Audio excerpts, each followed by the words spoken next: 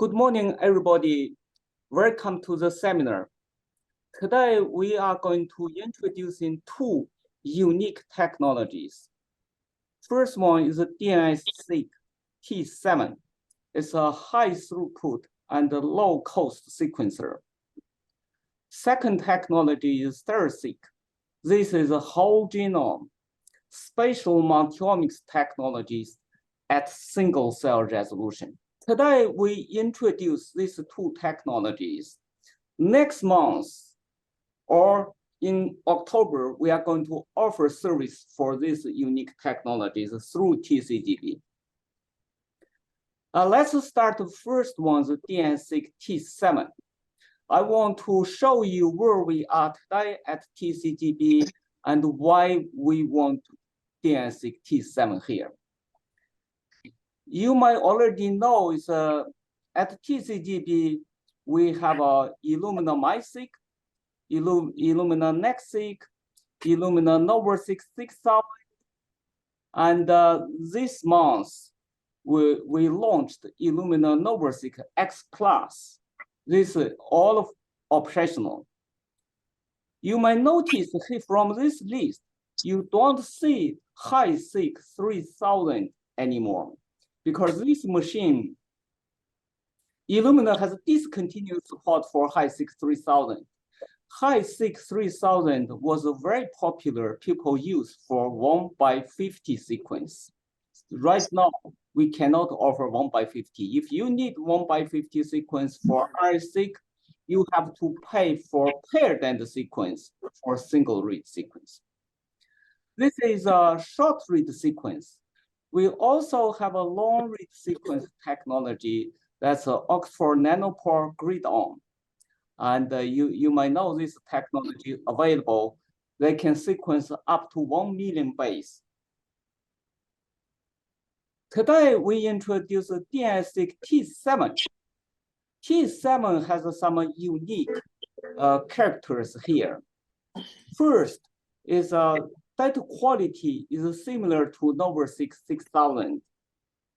TCGB internally evaluates quality independently. We use exactly same libraries, sequence these same libraries at two different machines, NovaSeq 6000 and the T7. Then we analyze data quality side by side. And overall data quality very much similar between 6000 and the T7. Some of the parameters, T7 slightly better. Because of the time limitation, I'm not going to present this data quality data here. If you are interested in this specific data set, you can email me after seminar. Second thing is DNBSEQ T7 is much more cost-effective compared to Illumina sequencer. You know, it's several-fold cheaper than NovaSeq 6000. And today on the market, Illumina NovaSeq X Plus is the most cost-effective sequence. Actually, with this X Plus, there's 3 types of flow cells. 1.5 billion flow cell, 10 billion flow cell, 25 billion flow cells. 25 billion flow cell is the most cost-effective flow cells. Today is not available. And T7 is cheaper than most cost-effective flow cell 25B. Therefore, this will be significantly lower compared to other sequence you use so far. Third parameter is TCGB cannot offer 1/50 sequence because discontinued High-throughput 3000. T7 have a 1/50 sequence capability available. Last unique feature is fast. It's very fast compared to all other sequencers. If you want to do 1/50 sequence, 5 to 6 hours, you can get it. If you give us your library this morning, at launch time, you get your raw data. So this is a unique feature of the T7. That is why we want to offer this service. Before I talk to the second technology we introduced today, I want to show you two slides, two similar slides I showed you before in the early this year in my another seminar. So evolution of sequence technology. In today's genomics world, you will see three major technologies. One is the bulk sequence. On the left side, middle is a single cell sequence. Last is a spatial sequence. If you look at the evolution of these technologies, bulk sequence has been around for over 20 years. Single cell sequence possibly around 5 to 7 years. Spatial sequence just recently emerged. It's a very new sequence, and it's most popular today, is going to be a dominant tool in genomics field in the future. And the spatial technology has two major types I mentioned before. So one type is on the left side is the imaging-based technology. Right side is a sequence-based technology. If you see on the sequence-based technology here, you can see this Stereo-seq, STOmics, this technology I mentioned. When I present this seminar, Stereo-seq is not commercially available. It's not commercially available today. It's become available, and today we introduce this technology. And from this slide, you will see what we have today at TCGB. We have a 10x single cell sequence technology. We have a BD Rhapsody single cell technology. We actually, in next few months, introduce a third single cell sequence technology. It's very popular today. We have a spatial technology, is a 10x VCM, Genomics DSP. Both are popular. But a single cell sequence technology lost structure, spatial information. 10x VCM Genomics DSP provide whole genome spatial information, but without single cell resolution. To overcome this weakness, last month we introduced CosMx SMI. This is a spatial technology at single cell resolution. It's a very popular technology today. Since we launched last time, the queue is very long. First users booked the machine until October this year. They booked 3 months for one experiment. So it's for this reason, CosMx has two limitations. One is a very long time to process samples because this is image-based process technology. To process 2 slides will take around weeks. 1 week process 2 slides. Second limitation is this is not whole transcriptional analysis. Only can profile 1,000 genes. Take very long time for 1,000 genes. So all these technologies in the red square circle is available through the TCGB today. Last month, we introduced a curious seeker. Because this long queue for CosMx, because it takes too long to process samples, we introduced a curious seeker last week.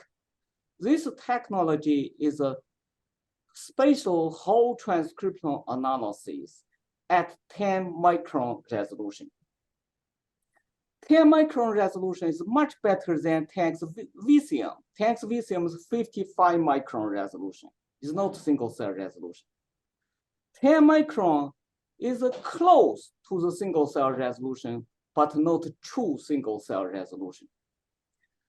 Today, we introduce a Stereo-seq technology.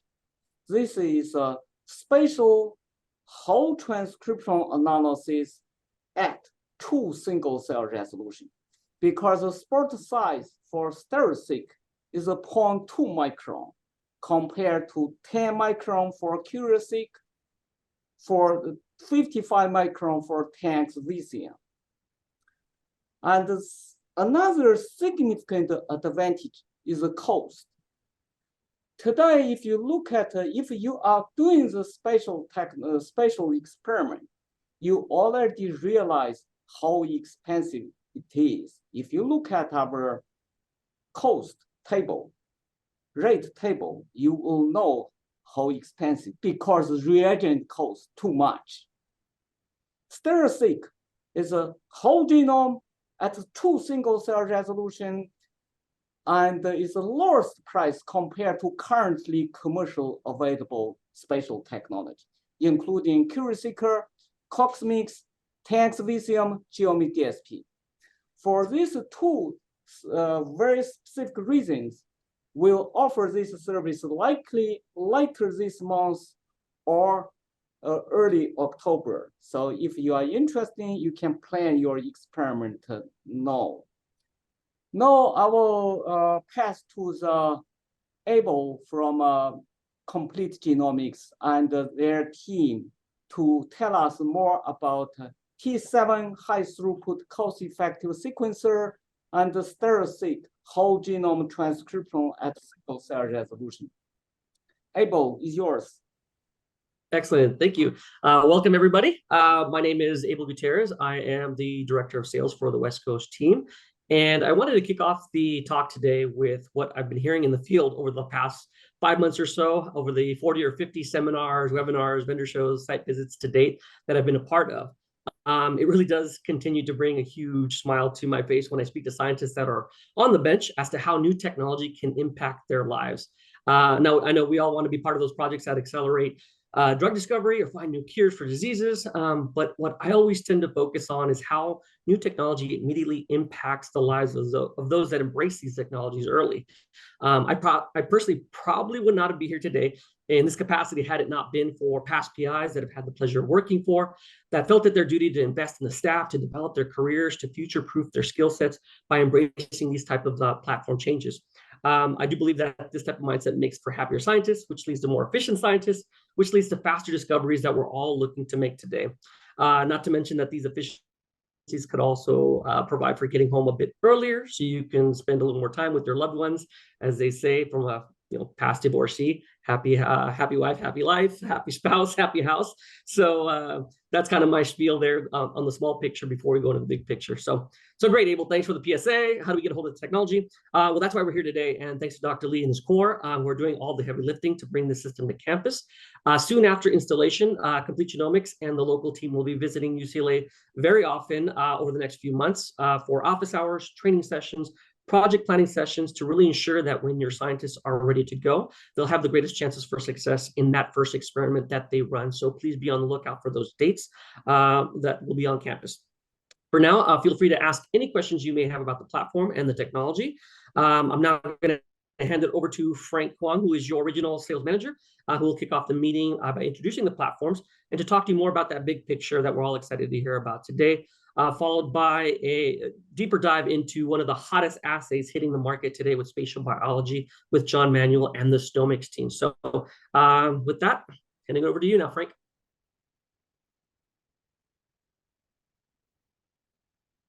Thank you very much for the nice introductions, Dr. Lee and Abel. I wanted to check if my mic is working, if everyone can hear me. Perfect. Thank you very much. And thank you. My pleasure to be here with all of you today. And the title of my talk is Complete NGS Solutions for Every Lab. Again, my name is Frank Huang, and I've been with Complete Genomics since 2019. And I'm very excited to sort of bring back the technology for the US audience where, it was originally developed in San Jose, California. And my personal contact information is here for any of you who wanted to reach out to me for further questions and key points of the presentation. So to kick off the presentation, I wanted to mention that the original technology was developed in 2006 and the company was founded in Silicon Valley. And since then, there has been a steady investment and progress in R&D. I wanted to mention there are almost 200 local team members here with us in the US, and over 50% of our colleagues are dedicated to R&D. And there has been over 1,000 global users of the technology on DNBSEQ platforms, as well as over, that is older data. I believe as of now, there's over 4,000 publications on high impact factor journals available. And overall, there has been over 100 petabytes of data generated on DNBSEQ platforms. And I wanted to highlight that the complete genomics name comes from the fact that we're able to offer the full spectrum of solution going all the way from front-end automation that provides you the capability of sample processing, liquid handling, as well as library prep, all the way down to the back-end bioinformatics solutions that provides you with the tools and capability for secondary and tertiary analysis, as well as data storage and processing. And not to mention that sitting right in the middle of this workflow is our core technology and DNBSEQ platforms, where our sequencer goes from all the way from smaller throughput, extremely fast sequencer in being able to finish a run in under 5 hours, all the way to the bottom one, you see the T20, which is a customized solution that generates about 20 TB data output every run. And again, here is to highlight that there has been over 4,000 publications on top tier journals based on DNBSEQ technology and how it stacks up against the other NGS solutions out there. And some of these publications include RNA-seq, whole genome sequencing, targeted seq, so on and so forth. I'd be happy to share some of these to you if you're interested after the talk. And that little ball of circle, that graphic demonstrates that there has been over 2,500 species that has been sequenced on DNBSEQ technology. And now to demonstrate sort of our product portfolio, I wanted to mention that we have all the way from E series to G series, which allow the capability for you to run smaller targeted panels, as well as smaller genomes, hybrid capture panels, and then they go all the way up to about over 1,000 GB output per run. And for the purpose of this talk, I'll focus mainly on the DNBSEQ T7 unit, which is an extremely high throughput instrument that generates 7 TB data output every 24 hours, running on 4 individually accessible flow cells, about 5.8 billion reads each. And I can maybe expand on that tech spec a little bit more in later slides. And again, like I mentioned earlier, that T20 solution is available globally, but not yet in the United States, where it, in order to save reagent and packaging costs, the actual flow cell dips in a bath of reagent solution, and hence being capable to run extremely high capacity sequencing. And before I dive into the T7 platform, I wanted to quickly highlight how our sequencing technology differs from what's available out there, and why DNBSEQ provides that high data quality at a fast turnaround time, as well as that cost efficiency. So from that library prep process, our single-strand circularized DNA goes through a step of what we call RCA, rolling circle amplification, where daughter strands are essentially derived from the original source template every time. So as compared to PCR, this prevents errors from generated from PCR amplification, where if an earlier on-step error is introduced, that would result in a lower data quality in the very end sequence product.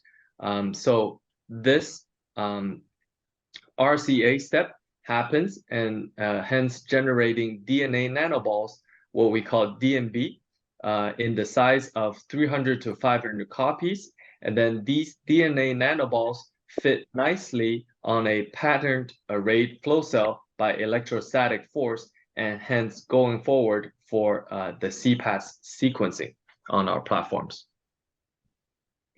And here is a graphic demonstrating that process. So the earlier on steps are not so much different from what you're traditionally used to, as the genomics DNA is heat separated to form the single strand circularized DNA. And that is done by a splint oligo process, and hence going forward to make the DNA nanoballs. Oh, before I jump to the next slide, I wanted to mention that with the types of libraries that you prefer to work with, we have a circularization library prep kit available for you to make that library prep happen for DNBSEQ. And here is a nice little animation demonstrating how that process works. So like I mentioned earlier, copies are always derived from the original parent template. And these sizes of 300, 500 copies of the DNA nanoball is a function of your insert size. So if you have a smaller insert size, there will be more copies in the DNA nanoball. And if you have a larger insert size, there will be less copies in the DNA nanoball. And with the RCA process, we have rarely any clonal errors associated with the step, as well as low index hopping rate, as well as low duplicate rate. I'll talk about why there's less duplicate rate in the next slide. So like I mentioned, these DNA nanoballs fit very tightly within each spot on the densely packed pattern array flow cell. One DNB fits within one well. Therefore, we rarely see any overloading associated with the traditional sort of long setup with cluster generation. And hence also, there's no preferential loading of smaller fragments associated with other types of technology. And so much so that with this setup, we recommend researchers to use qubit instead of qPCR during that library quantification process, and therefore reducing the overall workflow time by a couple hours.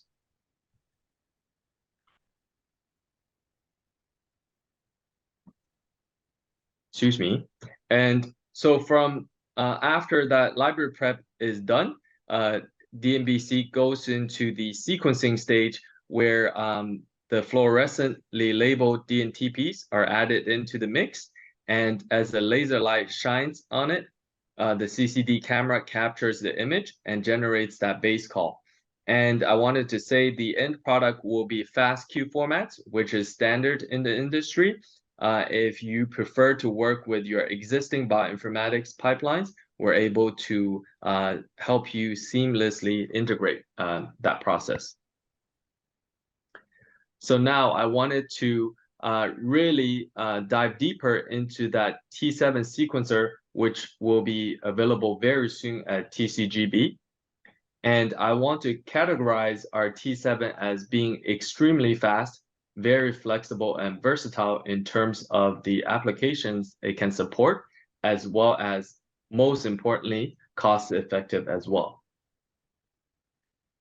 Some may ask, why is the T7 extremely fast? It is because we have a TDI digital camera in it that scans line by line instead of point by point. And also there's a double clamp arm system built in the system that moves the 4 individual flow cells around.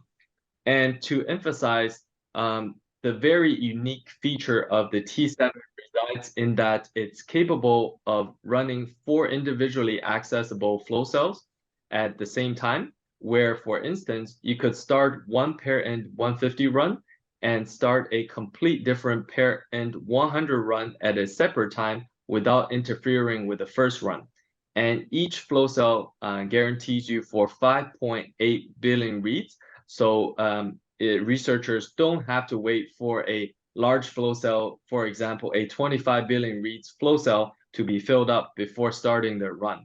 And I also wanted to highlight that we're able to provide the pricing of extremely low cost, not based on how many samples you fit or how large the flow cell is. The standard pricing comes with the lowest tier of size on the flow cell at 5.8 billion reads. And also, there's automatic disposal of flow cells as well as automatic wash built into the system to allow 24/7 production. Like I mentioned, if you prefer to run all 4 flow cells together, it generates about 23 billion reads output and a total of 7 TB per 24-hour run.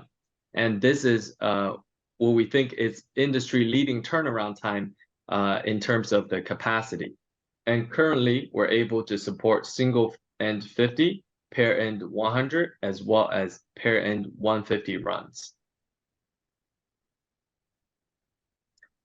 And like I mentioned in an earlier slide, we have the full solution going from automation platforms that help with your library prep stage, as well as the flow cell loading step that comes standard along with the T7 instrument in the T7 loader, and all the way down to the bioinformatic tools, as well as workstations in what we call Ztron Lite and Ztron Pro that helps with fast queue writing, data storage, and data delivery. Here are some applications and their respective sort of sample types per run on each flow cell. If you work with transcriptome, whole exome sequencing, as well as whole genome sequencing.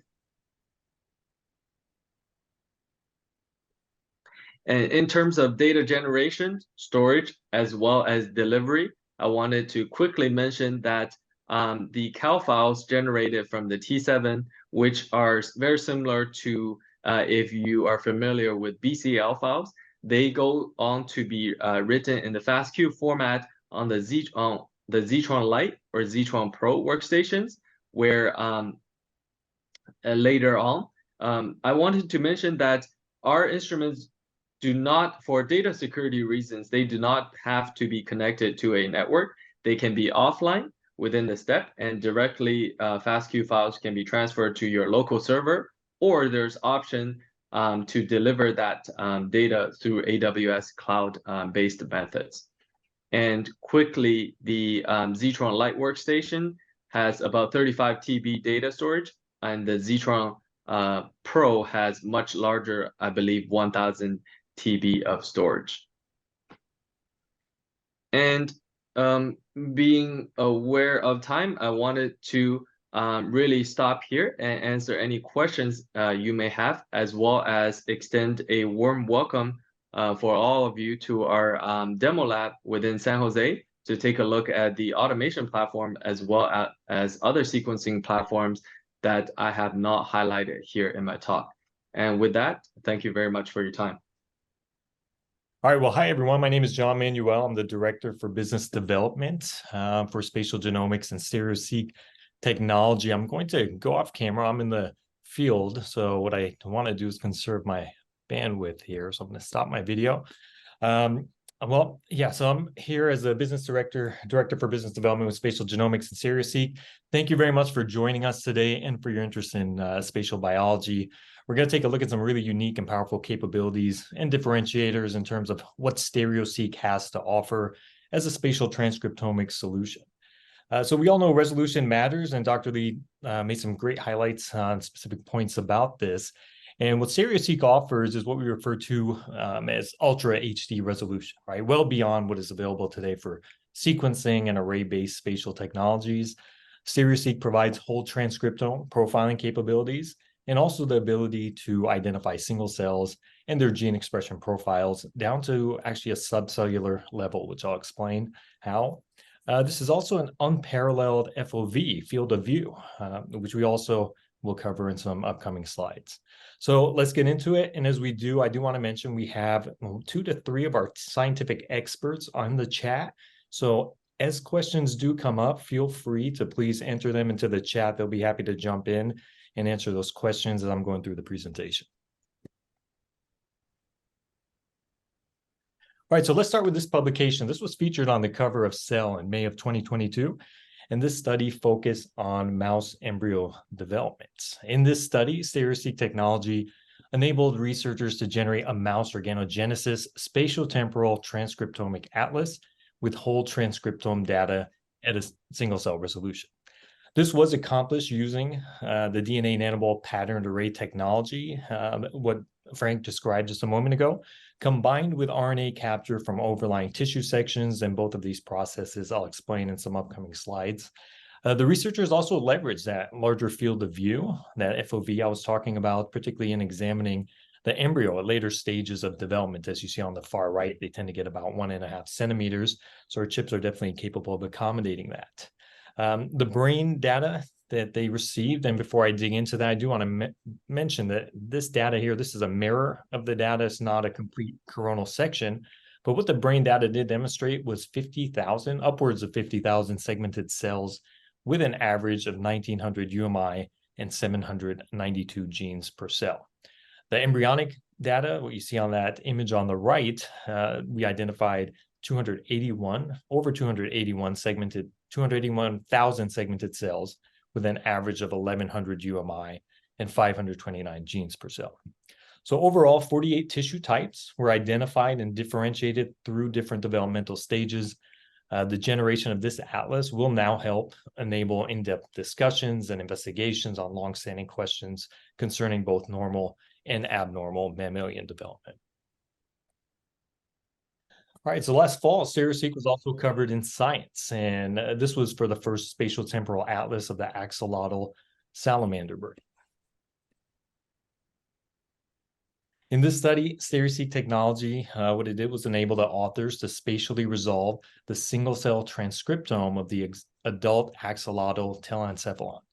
The users generated spatial transcriptomic data across multiple sections to profile both developmental and regenerative stages, in areas where they had induced injury.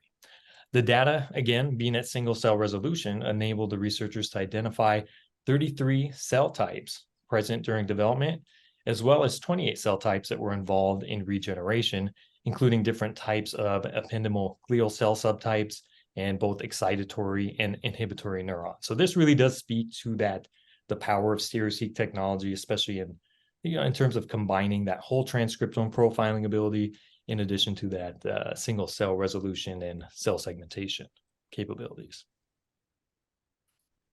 This last publication here, I'll present, this underscores the beauty of Stereo-seq technologies, particularly as it relates to the cancer ecosystem and understanding that ecosystem. What it does is effectively explore the mechanisms of tumor metastases and also, explain how these studies can help in developing effective new treatments in cancer. So in this study, authors, in order to characterize the spatial transcriptional landscape of ICC, or intrahepatic cholangiocarcinoma, they looked at several resection specimens. These were clinical samples. In as little as a 500 micron wide zone that was centered bilaterally on the tumor boundary. So this zone contained tumor, the margin of the tumor, and then adjacent normal tissue. They were basically evaluating the invasive front of the tumor, and the researchers identified 3 things: an enrichment of distinct immune cells, suppressive immune microenvironment, and also metabolic reprogramming of tumor cells. They also identified damaged states of hepatocytes, where they saw an overexpression of SAA, or serum amyloid A, and that's responsible. One of the things it's responsible for is for recruiting macrophages to that tumor front, to that invasive area, which results in a worse prognosis, right? More invasion towards vessels, lymphatic vessels, blood vessels, leads to a worse prognosis. Further in vivo experiments were completed using mouse liver tumor models, and what they found was that with the knockdown of the genes that encode SAA in hepatocytes, it decreased macrophage accumulation around that tumor border and did in fact delay tumor growth.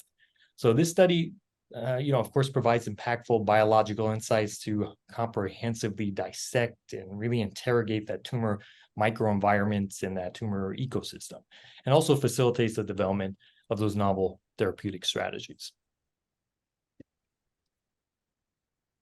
So how does Stereo-seq achieve this spatial information? That's a key question here. And first, I'll start with these chips. What you're looking at here is a 1 by 1 centimeter chip. This is currently the smallest chip that we design. We will be launching a one that is half that size, that is 0.5 by 0.5 centimeters. But currently our pre-designed ones are 10 by 10 millimeters or 20 by 30 millimeters, so quite large. And they can go quite larger. I'll show you examples of that. Each one of these chips has 400 million capture spots. And the reason there's so many is each one of those spots, as Frank had mentioned earlier, is 220 nanometers in diameter, or 0.2 microns, as Dr. Lee mentioned early on. So that allows us to really pack those in and have this large number of spots across the entire chip. Each nanoball has about 200 probes to them. So that results in trillions of probes across the entire chip. Each probe has a coordinate ID, which locks in that spatial information. It has a segment that serves as a UMI, and it has a poly-DT end, which serves as the anchor point for poly-A capture. And again, you have trillions of these across the entire chip. So the way the workflow works, and this is just a very high level review of this, come time to work on these, as Abel was mentioning, office hours that will be provided for sequencing. We'll also have those options for spatial to discuss experiments. And we have a great FAS team that can really do deep dives into this. But this is a high level look at the workflow. You essentially have a fresh frozen section or a fixed frozen tissue section that's placed on top of the chip. FFPE is on the way, which I'll touch on later. But right now it's these frozen tissues. From that point on, the workflow is primarily, the tissue is permeabilized. There's mRNA capture on the surface of the chip. And then from that point on, the workflow is primarily based on bench work, involves reverse transcription, library prep and construction, and then eventually sequencing on that T7 sequencer. Downstream of that, you have your sequencing readout. Sequencing readout is then overlaid with an image that's taken upstream. There's a nuclei stain. And that's something that facilitates our cell segmentation process, which is, again, unique to our ultra high res, ultra HD platform. And then there's also an IF option too. All right. Now, before I go further, I do want to preface with a few questions as we go into the spot size and the resolution for this technology. And this is something I do like to ask customers maybe ahead of meetings, or just something to think about when we're looking at this technologies. When it comes to spatial platforms, is a targeted approach potentially leaving questions unanswered? I mean, it's good reason to really consider whole transcriptome. Is the technology you're interested in available to you right now, today, right? Or very soon, and this will be. And how important is true single cell resolution? And Dr. Lee really pointed this out well in terms of some of the resolution out there, 55 microns or 10 microns. The 10 microns is a little more single cell scale. Is how we see it. It's a true single cell. You'd be able to really demarcate those cells in some way, and that's where our nuclei stain comes in. We have a cell segmentation algorithm. 2 to 3 cells can typically fit a 10 micron spot. That could happen, but when you think of small cell lung cancer or B or T cells, tumor infiltrating lymphocytes, you have a range of anywhere from 5 to 8 microns. So that's something to consider as we get a little deeper into these Stereo-seq spots, which we will right now. So each spot, as we've mentioned a few times, 220 nanometers in diameter. And what's unique about this is that following sequencing, we can appreciate the sequencing readout through a binning method. Right? And this bin 1 refers to one spot. A bin 2 evaluation or analysis is 2 by 2 spots, and then so forth. It's not until you get to bin 20 with our technology that you're approximating 10 by 10 microns, or what may be referred to as single cell resolution these days. So to give you an idea, again, maybe a 10 micron spot may hold a single 10 micron diameter cell, but in Stereo-seq technology, that 10 by 10 micron area is underlay, or there's an underlying area with 400 spots when you're looking at Stereo-seq technology and capabilities. So field of view.